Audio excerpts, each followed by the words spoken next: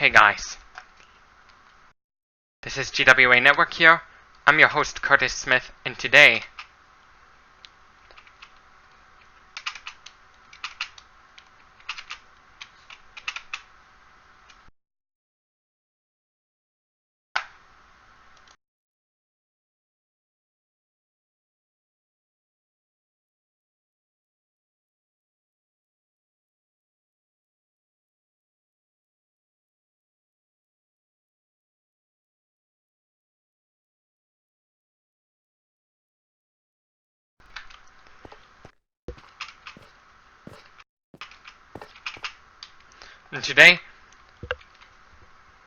on part 47, is it part 4?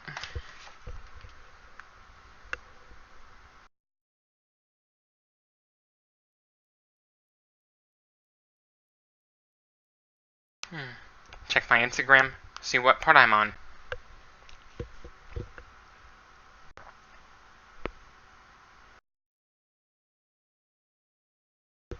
Part 47. Let's get started.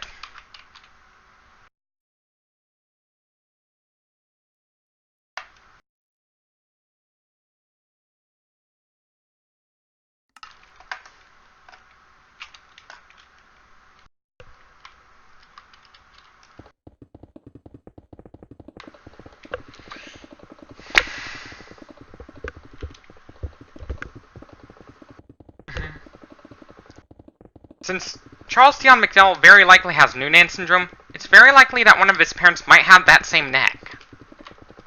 It's very likely. Since it is a hereditary disorder.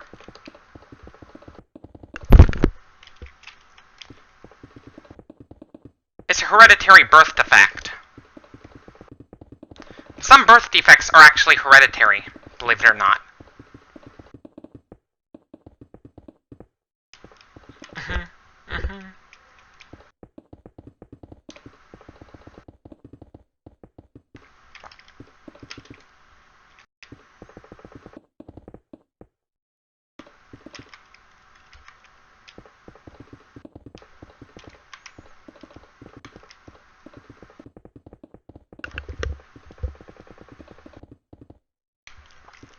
No, it's a pretty common genetic disorder. Very likely one of the genetic causes of heart disease. Because it's kind of genetic. With the Southern stereotype about obesity, they're kind of correct about when it goes to obesity. They're actually kind of correct. Actually. Obesity does have a genetic factor. It does have a genetic factor.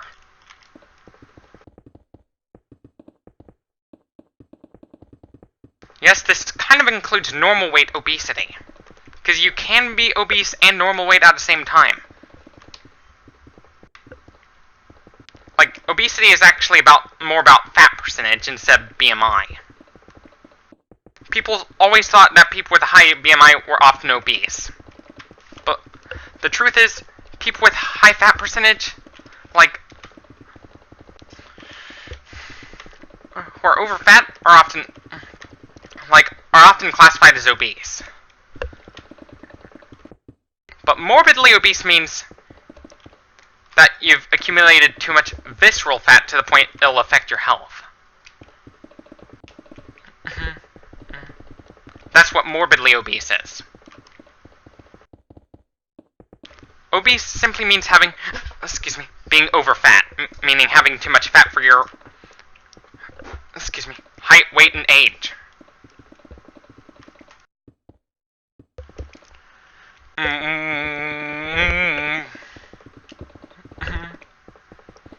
But morbidly obese basically means having too much visceral fat.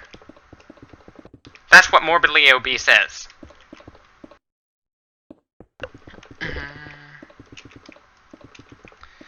It's more about where not all body fat is created equal. When your body stores a lot of fat just beneath your skin, you should be fine. But the danger zone happens when your body stores too much visceral fat. to the point of fatty liver disease, or congestive heart failure, or atherosclerosis, and possibly even type 2 diabetes. Sumo wrestlers look like they have a lot of fat inside their belly, but really, all that fat they have that makes them look like they have a beer belly, it's actually quite jiggly and soft. Because that type of fat that is jiggly and soft to the touch is subcutaneous fat.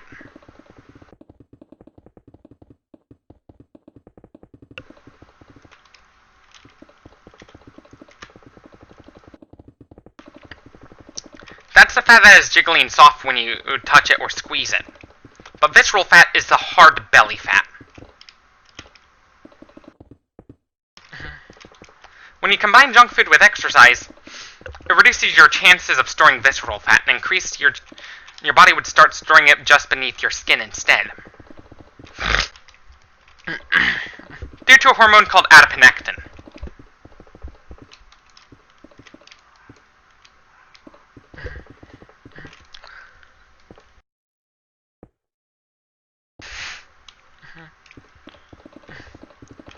What if there was a drug that can prevent overproduction of ghrelin?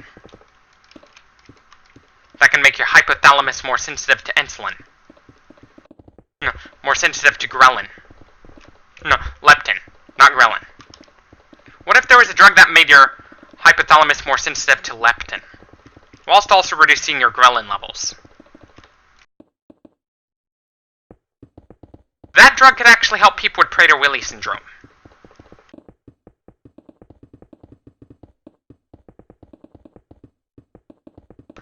Avoid eating themselves to death. The device that administered the drug would kind of be similar.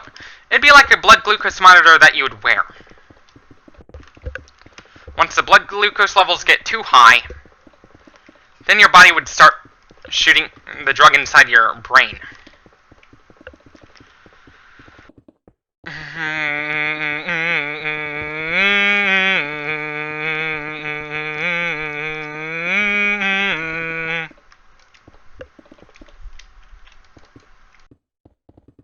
But the problem is, bodybuilders might abuse... some of the high-ranking the top-of-the-line bodybuilders, like Olympia level, might use that to get them extremely lean. They wouldn't even know they're starving until it's too late.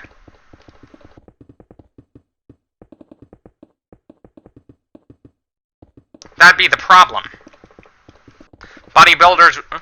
some of the bodybuilders, like... but you know, there are over-the-counter appetite suppressants that can help you get extremely lean. And caffeine's actually one of those. It's readily available.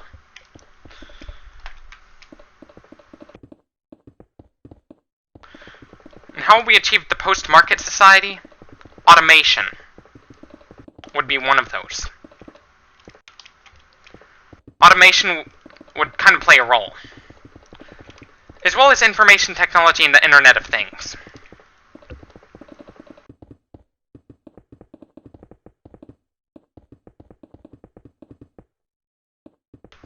Which would mean production costs would drop to almost completely zero. Because you gotta take into account energetic costs too, that the machines would have to expend in order to produce it. We could harness the sun.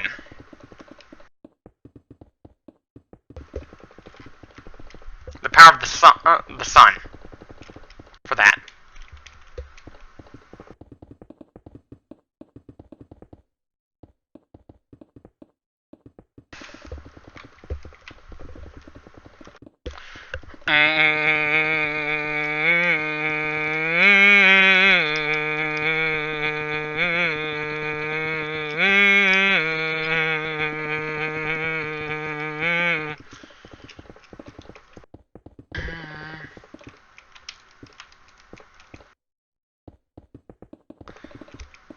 In the post-scarcity society, capitalism would get crushed under its own weight.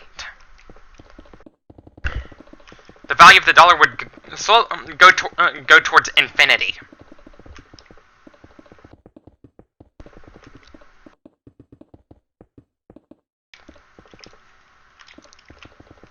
as production would be rapid fire. Kind of like a machine gun.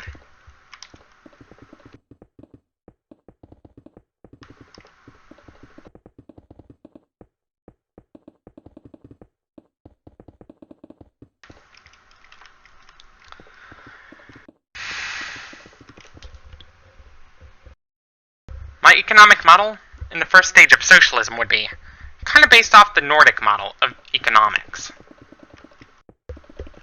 But first, we gotta get good towards direct democracy as we do this.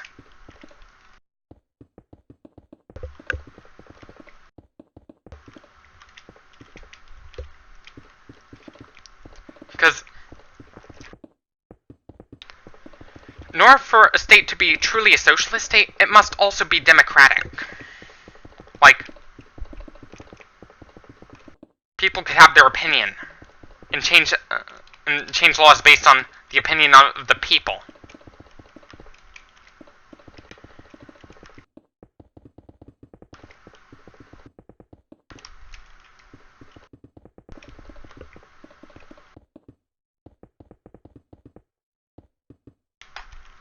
Not based on the interests of the Congress, but based on the interests of everyone.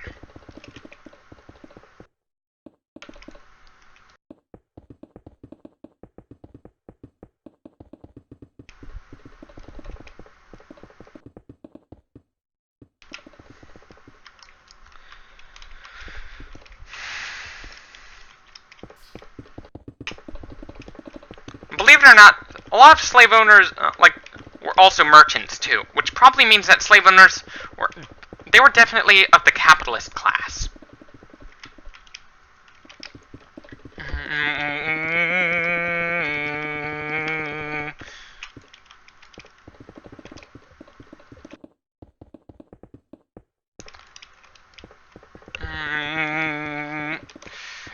Capitalism basically breeds the perfect environment for an environment for a dictatorship to occur.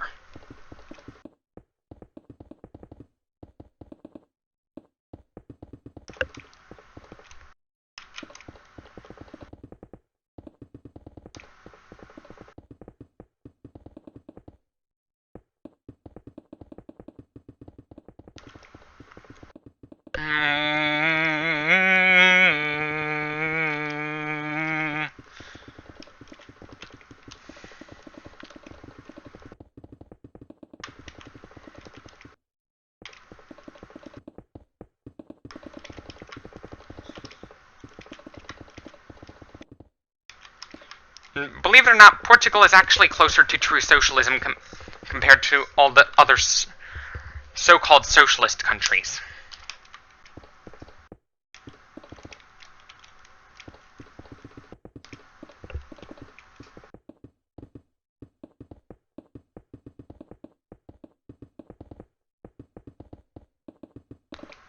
Scandinavia is even closer to true socialism.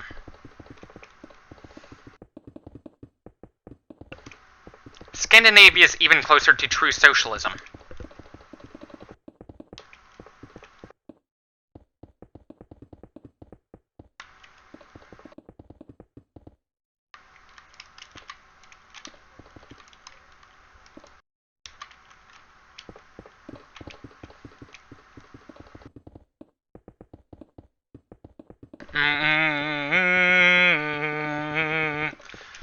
And a progressive tax could be the solution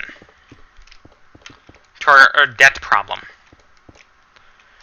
The more income you have, the more taxes you should pay, or the more you should donate to philanthropists.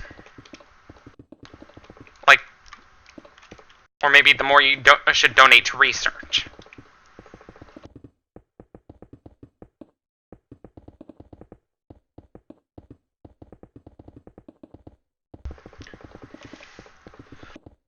How we reduce medical costs, like healthcare costs, my idea on how to reduce healthcare costs in the long term is to impose a tax on meat.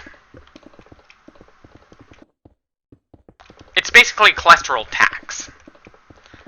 cholesterol reduction tax. Excuse me. Like, so people would spend less on meat and more on fruits and vegetables.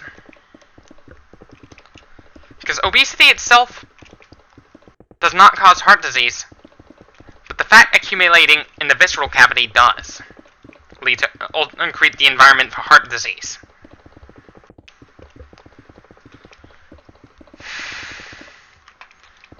Why sumo wrestlers appear so fat even though they're very healthy? Why are they so healthy even though they're fat? It's because their body stores fat differently.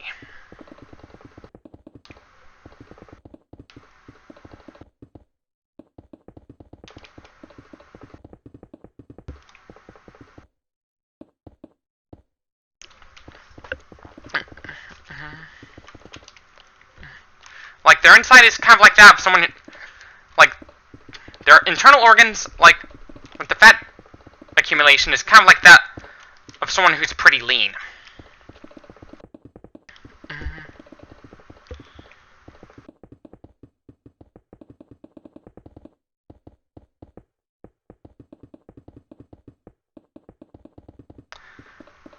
And part of it has to do with what they're eating, too. They have to eat lots of carbs. Refined or not, they gotta eat a lot of carbs.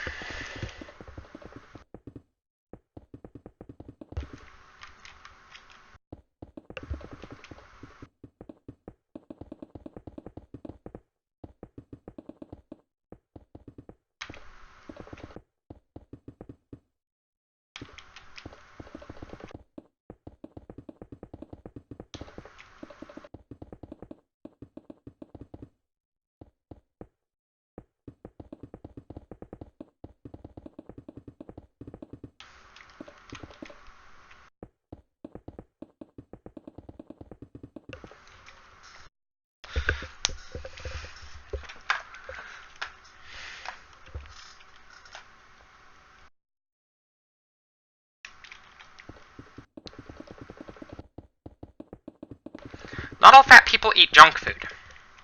Not all fat people are lazy. Part of it has to do with genetics, too. Genetic predisposition to obesity. Because it does have a genetic factor, you know. In poorer countries, obesity is actually a sign of wealth in those countries. And possibly even health.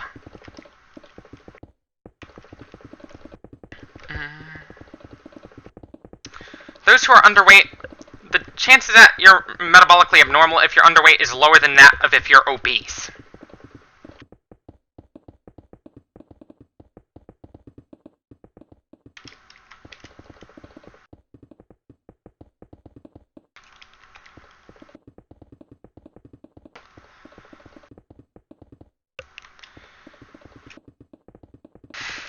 The best way to determine if someone's at risk for heart disease, DEXA scan can determine where their bodies are storing the fat.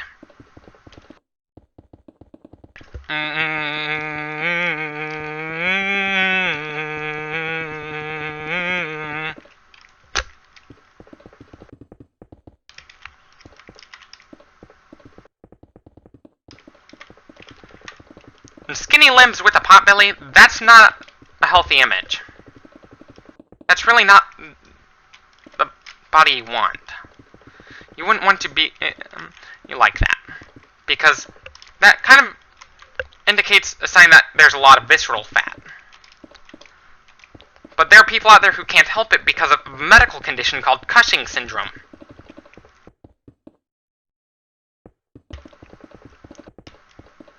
Which is caused by too much cortisol production.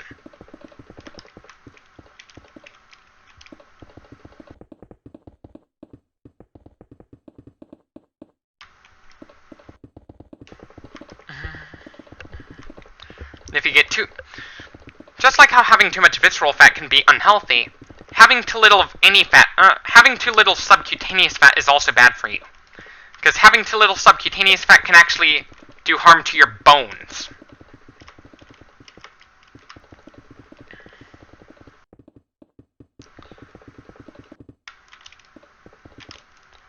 Unless you take a shit ton of vitamin D supplements.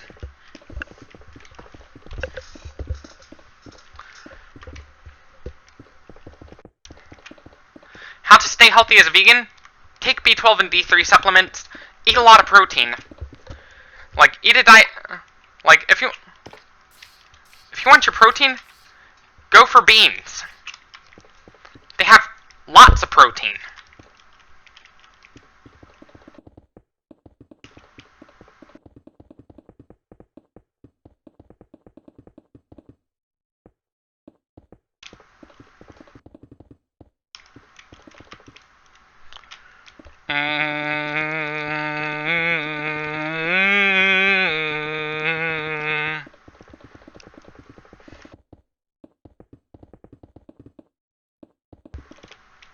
There are some medical conditions that can cause obesity too, like, Prader-Willi syndrome, Bode-Biedl syndrome, as well as Momo syndrome. Momo is actually an acronym for the 4 main symptoms of the disorder. Macrosomia, which means your birth weight is is quite high, like abnormally high. Obesity, which means excess accumulation of body fat. Megaencephaly, which means having a really big head. And ocular dysfunction, which means chances are, if you survive long enough, you're probably going to have to wear glasses.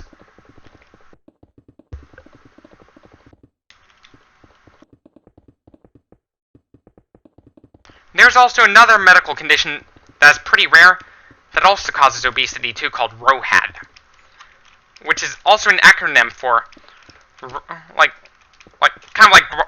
Momo syndrome. It's also an acronym too.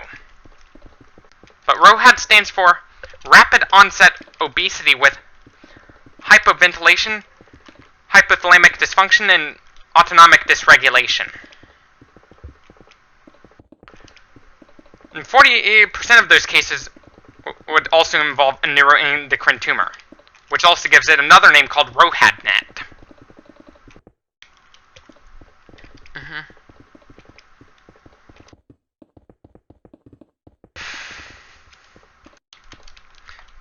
That disorder was actually featured in a documentary called Mystery Diagnosis. Only 100 cases have been known so far. That's how rare it is. It's about as rare as fatal insomnia. But unlike ROHAD, fatal insomnia is genetic, hereditary, meaning if one of your parents has it, there's a 50-50 chance you're going to have it too. But both of your parents have it, your chances of having fatal insomnia goes to about 75 to 100%, or 100%.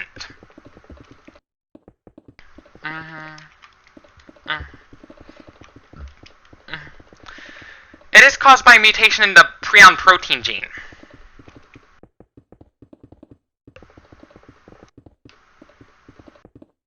Prions are malformed proteins that can turn otherwise healthy proteins into malformed proteins.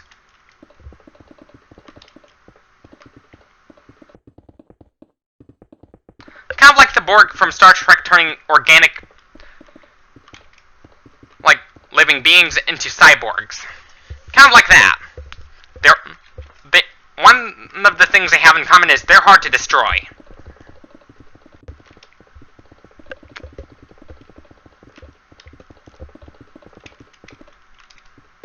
And back to obesity. Obesity can also be a side effect of certain medications.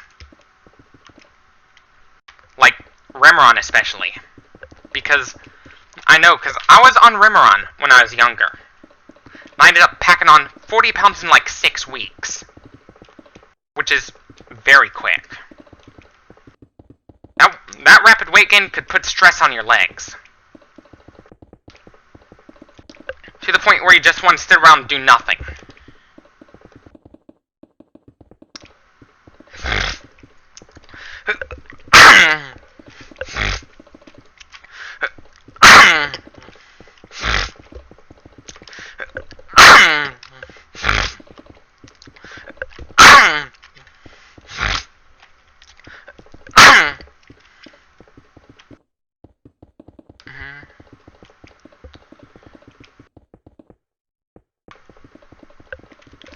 it's not just Remeron that can do that.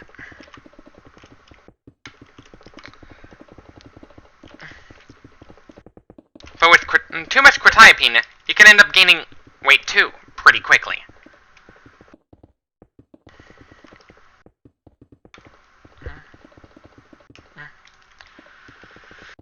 And it's not just quetiapine and Remeron that can do that. Anabolic steroids have been known to do that too.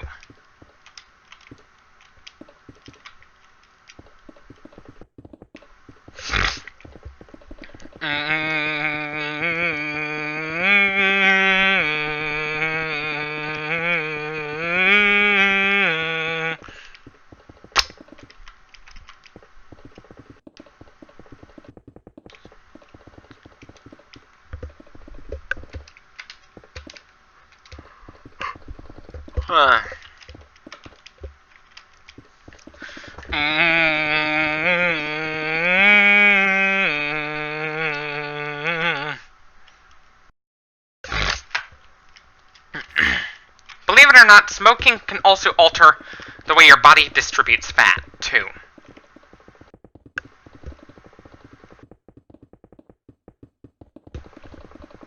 Even if it reduces your appetite, it could potentially increase the amount of visceral fat you have.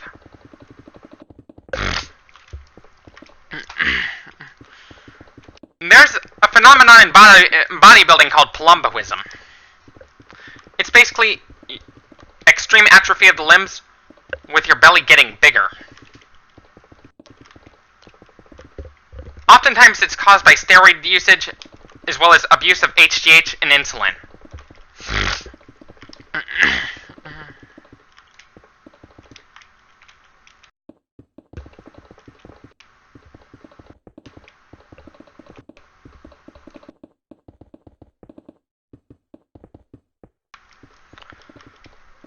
The most well-known case of it is by the bodybuilder of Dave Palumbo. Big Lenny had it even worse. Big Lenny actually had it even worse. He had it even worse than Dave Palumbo.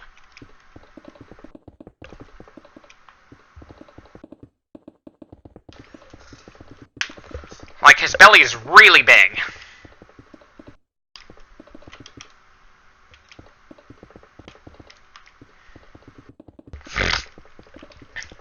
Go off towards technology now. Intel's graphics card is rumored to have 96 execution units.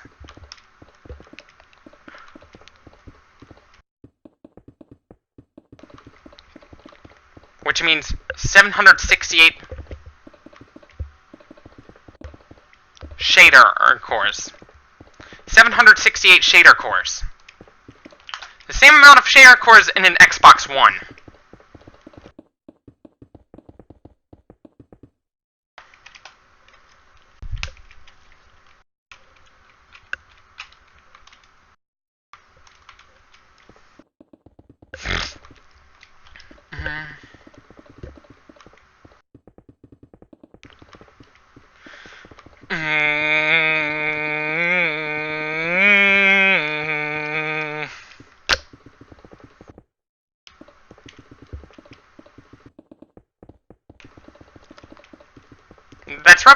That's actually the same amount of shader cores in an Xbox One.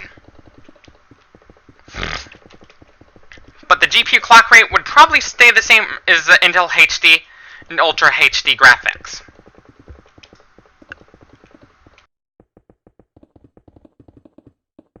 Intel HD and Ultra HD graphics.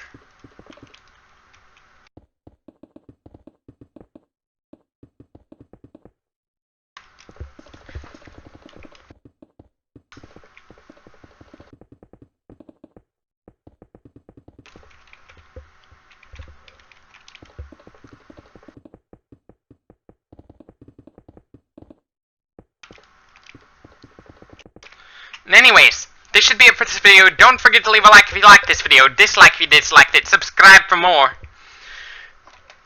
And don't forget to follow me on Instagram, Twitter, and Facebook. This is GWA Network signing off. Thank y'all for watching, stay tuned for more, and until next time, bye.